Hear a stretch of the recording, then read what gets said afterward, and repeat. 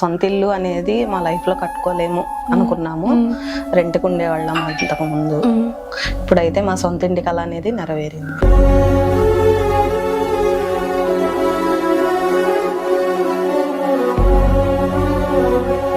మా మామయ్య గారు చనిపోయినప్పుడు కూడా ఇల్లు గల్లోళ్ళు తీసుకురానివ్వలేదండి మమ్మల్ని. మేము అంబులెన్స్ లో 7 గంటల సేపు ఆయన అక్కడ అట్టు పెట్టామండి. ఆ బాధతో మా ఇల్లు అనేది ఒకటి ఏర్పరచుకోవాలి అని మేము అనుకున్నాము.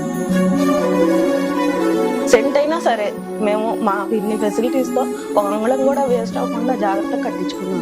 ఇప్పుడైతే వాటర్ ఫెసిలిటీ ఉంది, మా పేరు మీద కరెంట్ మీటర్ వచ్చింది. కానీ అండి చాలా వాటికి జగన్ గారి ఇల్లు, సెంట్ ఇల్లు ఊరి చివరికి వెళ్ళి కట్టుకుంటున్నారని చాలా మంది ఎక్కిరించారండి. కానీ మేము 50 గజాలైనా సరే మాకు చాలు. మాకైతే వచ్చిన తర్వాత ఏ ఇబ్బంది లేదు. సీఎం జగన్ గారికి మా హృదయపూర్వక ధన్యవాదాలు.